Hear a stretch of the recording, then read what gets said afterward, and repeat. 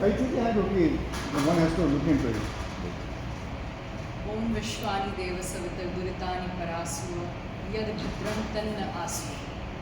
इस वेद मंत्र के द्वारा, जिसमें बहुत क्लियरली हमारा ऋग्वेद ये मैसेज देता है कि इस मनुष्य को जिसे इतना मननशील बनाया है और बुद्धि से हमें बहुत सुंदर सुसज्जित एक बुद्धि दी है मनुष्य को, जो हमें पशुओं से भिन्न करती है।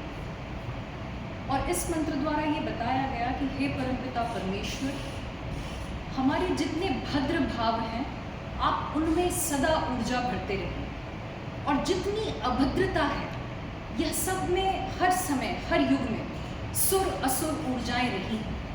मनुष्य है तो आतंक भी होगा, देव भी होगा। तो इसीलिए बहुत पुराने काल से, जब से मनुष्य की उत्पत्ति हुई है, तब से ये आदेश मनुष्य को दिए गए कि हे मनुष्यों, तुम इकट्ठे होकर एक अच्छे समाज की संरचना करो, जिसमें भद्र भावों का संचालन होता रहे, जिस पर बातचीत होती रहे, और जितने अभद्र भाव हैं उनकी शक्तियों को निरंतर हम मिलकर कम करते रहें। और इसे पाने के लिए ये किस तरह से किया जाए, जब ये क्लियर इंस्ट्रक्शन है, then how to achieve to it?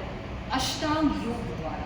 बहुत सारे हमारी सीरीज ऑफ ऋषि मुनियों की, वैदिक स्कॉलर्स जिन्हें मैं वैदिक साइंटिस्ट कहना प्रेफर करती हूँ, उन्होंने बहुत शोध कर अष्टांग योग हमें दिया। आप महर्षि पाणिनि, जैमिनी, याज्ञवल्क्य, पिंगल, इन सबको पढ़िए, इन सबको जानिए। अब बहुत हो गया समय कि हमें न्यूटन, आइंस्टाइन इन्हें पढ़ने की आवश्यकता है। आई एम श्योर जिन ऋषियों के मैंने नाम लिए उनमें से आप एक या दो को से अधिक नहीं जानते होंगे, क्योंकि मैं भी नहीं जानती थी। इस मैक्स मूलर, मैकेले शिक्षा पद्धति ने हमें जिस तरह से दास बनाया है, भौतिक दासता जिसे हम कहते हैं, उससे हमें टूट के बाहर निकलना पड़ेगा। अपने युवाओं को प्रेरित करना होगा, इन ऋषियों को पढ़ें, इनकी साइंस को पढ़ें। I'm a science student, so I would vouch for the science behind all the Vedas. और अष्टांग योग की ये सीढ़ियाँ जब मनुष्य को दी गई, उसमें एक बहुत सुंदर एक शब्द आता है, अपरिग्रह। अपरिग्रह मतलब किसी भी ऐसी वस्तु का जिसमें आपकी आवश्यकता नहीं है, उसे एकत्रित करके, एक्यूमुलेट करके जीवन भर आदमी क्रोध, अशांति को प्राप्त होता है।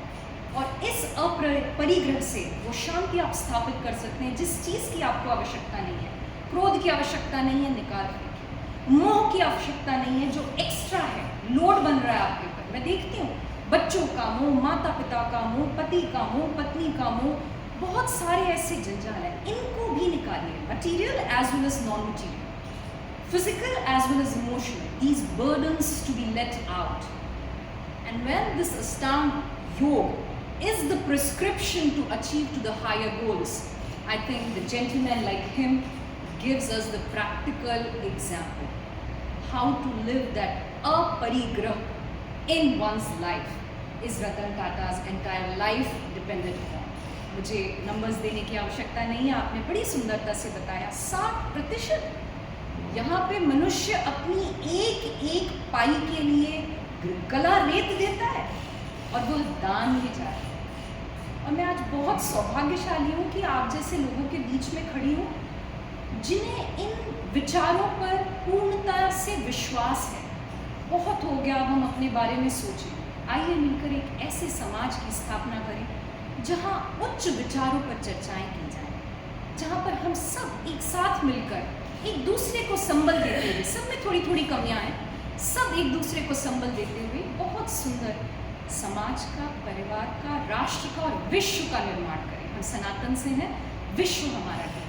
मैं इन्हीं शब्दों के साथ अपनी वाणी को विराम देती हूँ। ओम शांति।